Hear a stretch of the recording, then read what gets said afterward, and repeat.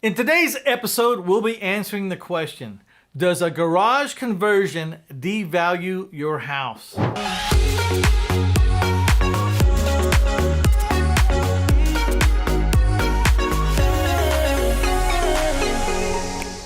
In today's episode, we'll be asking the questions.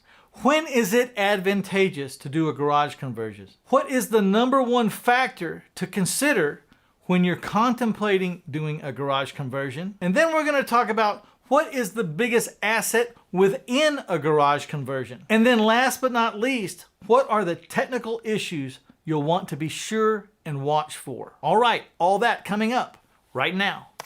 So when is it a good thing to do a garage conversion? When is a garage conversion going to increase the value of your home rather than decrease the value of your home? Well, it goes like this. Typically, you'll find the opportunity to increase your home's value by converting a garage into living space wherever there are lower priced houses and smaller budgets that the families have for living. It'll be in the lesser neighborhoods, in the lower echelons of the house sale prices, and you'll probably see lots of cars parked on the curbs or along the sides of the street in the areas where garage conversions can help your home value. When we're talking about garage conversions and whether the value of your house is going to go up or down due to that conversion, we'll start to recognize that in high dollar neighborhoods, garage conversions are not really good for the value of your home or your property.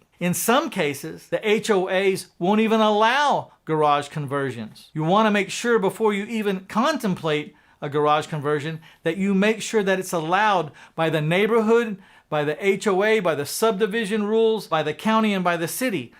Some places don't allow these kind of conversions. In these areas, you will not see cars parked along the curbs. It may even be against the HOA or the city or county standards to be parked on the curb. So again, check to see what's normal in these neighborhoods. But I think you're going to find in the upper echelon price ranges of houses, in the more expensive houses, garage conversions will hurt your property value. So what are some of the factors to consider if you have the right to do a garage conversion, and if you think that that garage conversion is going to help your property value?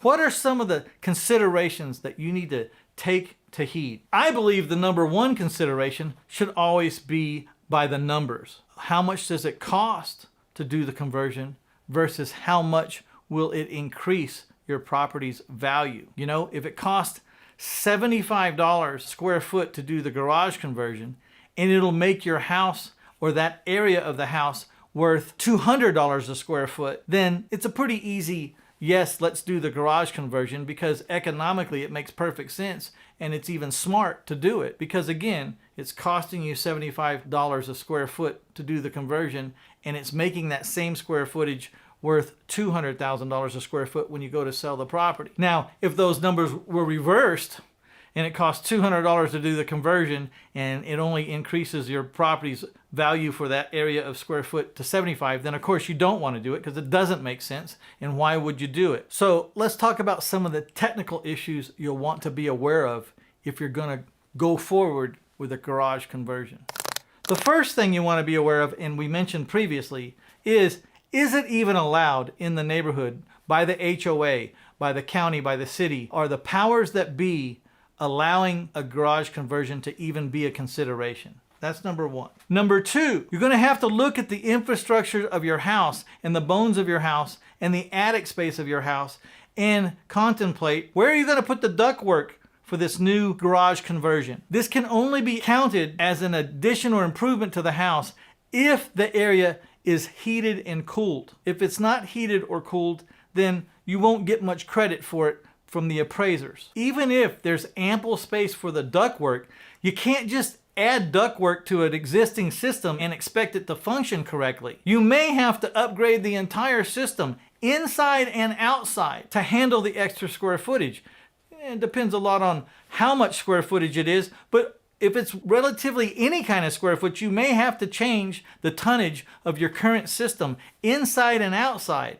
And this is another big factor. Now, we could avoid that by not adding extra ductwork, just leaving the old system alone to heat and cool whatever it was before, and then take the garage conversion itself and add a mini split unit just to that area. Mini splits are great. They're very economical. They're very energy efficient, and they're a super viable choice. Not to mention the fact that you don't have to cool or heat that garage conversion area if you're not there. Only turn it on when you need it. One thing's for sure, though. You're gonna want to heat and cool this area, or you're not gonna be given much credit for it in the new appraisal. And while we're at it, if you're gonna make this garage conversion into a bedroom, then you're gonna have to add closets, because it can't be considered a bedroom unless it has closets. And I think there's a minimum in everyone's appraisal manual what constitutes a closet. Figure out what that is and make sure you at least have a closet, or they won't even count it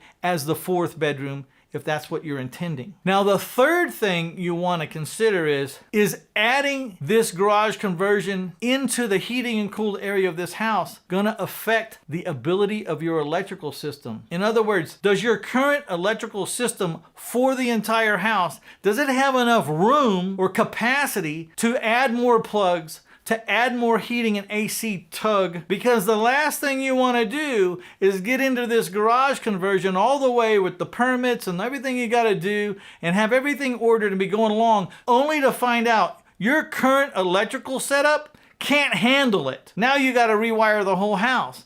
And let me tell you why that's especially problematic. You know, when you have to rewire a whole house, then I strongly suggest anytime you're dealing with electricity, because it could maybe hurt somebody or kill somebody if it's done wrong, you're going to have to get a licensed professional. You're going to have to get a permit for that. And believe me, you're going to be bringing another inspector in to start looking at your house, and they will find any and everything wrong with your house. And then you could kind of get into a snowball effect. They could even be finding work that was done previously by you or by a previous owner that was not permitted and cause you major problems. So that's why it's so important to figure this stuff out ahead of time before you just go into this garage conversion, because it could snowball pretty fast into a bunch of expense and it could get scary. Last but not least, you'll want to pull permits on this one. You don't mess around with this, because, you know, this construction is going to be pretty major. It's going to be pretty obvious to all your neighbors. 9 times out of 10, when you're discovered doing a remodel without a permit, you've been turned in by your neighbor to the right, to the left, or in the back of you or in the front of you. It's one of those 4 people that have turned you in. A garage conversion is too big to hide. Just go ahead and pull the permits and let's get going from the very beginning. Now, before we get to what I consider to be the biggest asset of a garage conversion, take a little time to look at that like button, that share button. Let's acknowledge them. Let's press on them a little bit. And if you haven't subscribed, please subscribe. Okay, now on to more about garage conversions. When I'm doing a garage conversion, I really like to do it as a 4th master bedroom. Typically, this is a big draw because it'll be a big bedroom. In a lot of the houses that I've remodeled, they were older houses, they were smaller houses, and the master bedroom was tiny and the master bath was just cramped all the way through. So it's really nice when you're doing a garage conversion to contemplate, can I get this into a big master bedroom situation with a nice full bath? And so when I'm looking at garage conversions, I want to know, is there plumbing over there already in the garage? And usually there is, because there was a washer and dryer in the garage. So there's water going to the garage, and there's also a sewer pipe going from the washer where they dump the water after every load into the sewer system. So when I know that I have those things in the garage, it can get pretty easy to have a full, beautiful master bathroom and a big master bedroom. And to me, that's the reason to do a garage conversion. Not to put a pool table in, or a game room, or a man cave. Because let's face it, to sell this house for the highest price, you've got to sell the woman. And the woman doesn't care about your man cave, and she doesn't care about your pool table. What the woman cares about is a beautiful master bath and lots of room in the master bedroom. And that's what I think the biggest asset is. Now remember, To make a really beautiful master bath, you might have to jackhammer some concrete and move some plumbing around to the right place. But that's no step for a stepper. And when I say no step for a stepper, I mean for a professional plumber. They can get it all set where you need it to be, the toilets and the shower drains and all that. Just make sure that plumbing system is pretty much all the way over in the area, and then they'll get it to the exact place you need it to be. And that's what I think the biggest asset of a garage conversion can be. A beautiful big master bedroom with a beautiful master bath.